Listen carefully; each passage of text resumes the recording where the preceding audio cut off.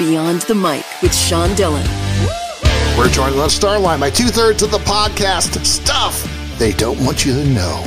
Their latest project is a book based off of merchant conspiracies.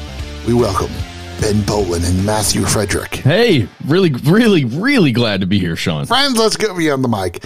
How do you tackle topics naturally when there are people who are so irrational in the world? I see Matthew doesn't have a tinfoil hat on, so there is some rationality. Not at this moment, Sean. I took it off for you, buddy.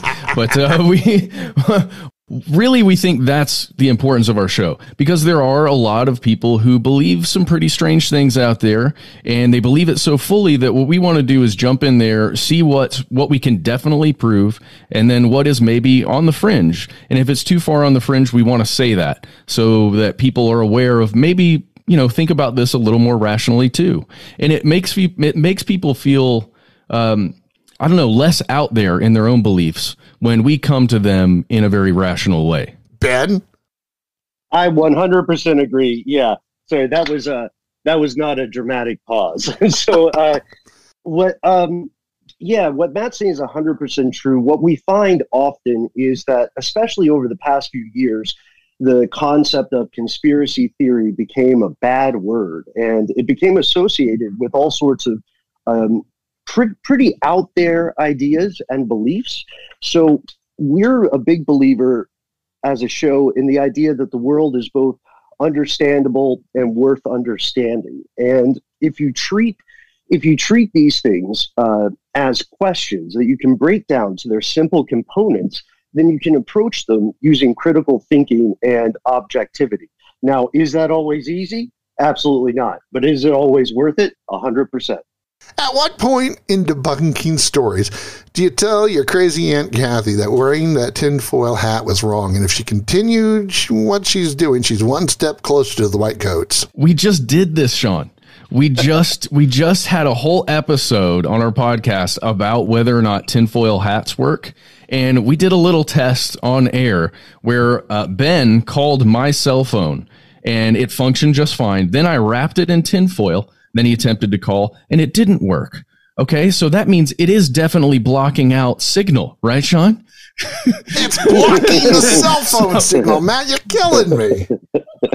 I know. I'm having a little fun here, but though, we had a whole discussion about what, rationally, what would you have to do to have tinfoil have any kind of effect on you? Would you have to wrap your entire face or your entire body? How do you actually keep out a signal with tinfoil? And we found out it's not worth your dollar for the amount of tinfoil you'd need.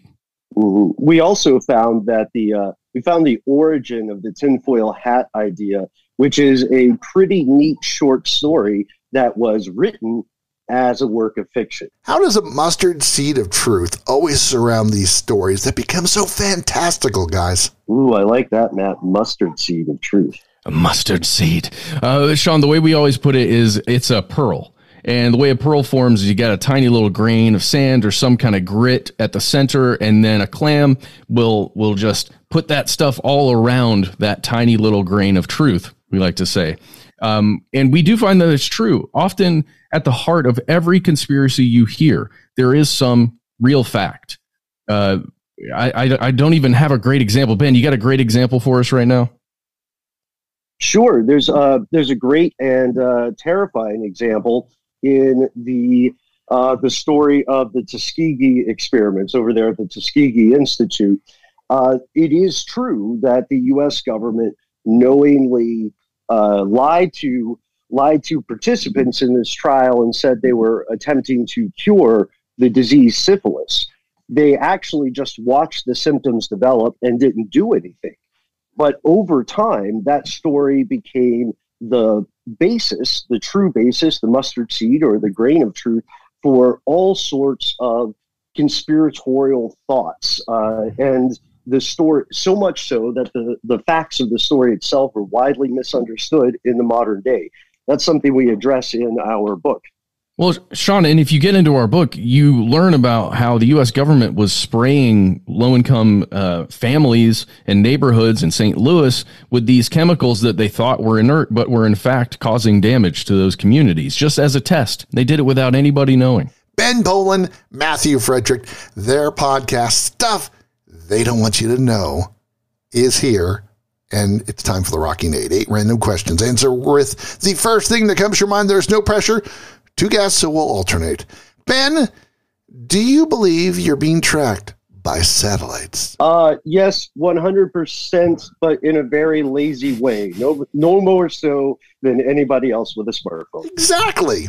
Matthew, have you ever seen a UFO? I have not, but it is the deepest desire in my heart to see one. Ben, where's the most underrated place in Atlanta? The most underrated place in Atlanta, I hope they don't get mad at me for saying this, is my favorite chicken wing spot, The Local. It's my local chicken wing spot. They didn't put a ton of creativity in the name, but the wings are amazing. Matt, what's your favorite moment from the Super Bowl 34 halftime show? What? Is it the year 2000? If it's the year 2000, it's when I was on the field during the halftime show playing drums. Ben, what's a TV show you love to watch? TV show I love to watch all the time, The Twilight Zone. My girlfriend actually has limited the number of episodes I could play over the weekend. Have you ever had to take a lie detector test? Mm. I have, yes. I have not yet. Again, I'm ready. Somebody give me one. In high school, what's the weirdest thing they could find in your locker? In high school, the weirdest thing that could be found in my locker was probably 2 sets of clothes, very different clothes, one of which could have plausibly been called a disguise. I yield my time. I'll give you mine. It was a fake hand stub that I had for a performance in Of Mice and Men as Candy, the old one-armed man. You know, it's funny, Sean, we joke about this pretty often, have for years. Whenever we do an episode, it's Matt, myself, and our co-host Noel Brown. We have a running joke about a hapless NSA from your podcast. What's the most unique story that you love? The poor guy is just trying to make his way in the world, and he has the intern job of listening to our show. So we keep asking Steve to come on air, but we haven't heard from him yet. Yeah, and then there's Julie, the other intern, and what she does is looks at our search history, and oh, poor Julie. We feel terrible for her. The things we have to look up, the rabbit holes we go down, it's not pretty.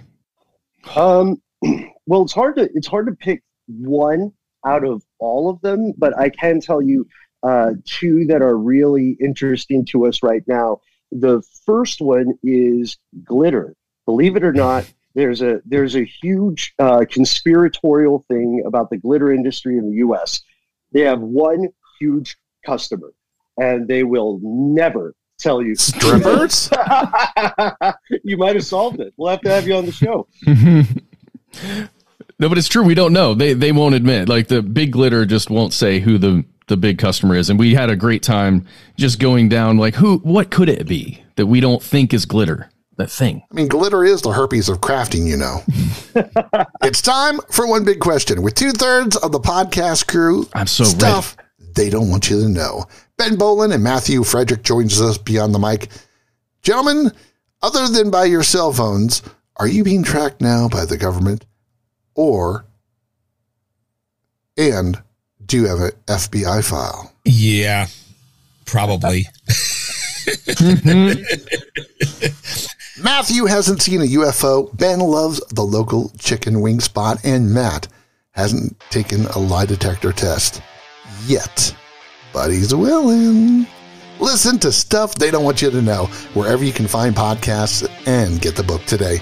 Ben, Matthew, thanks for taking the time to talk with us today.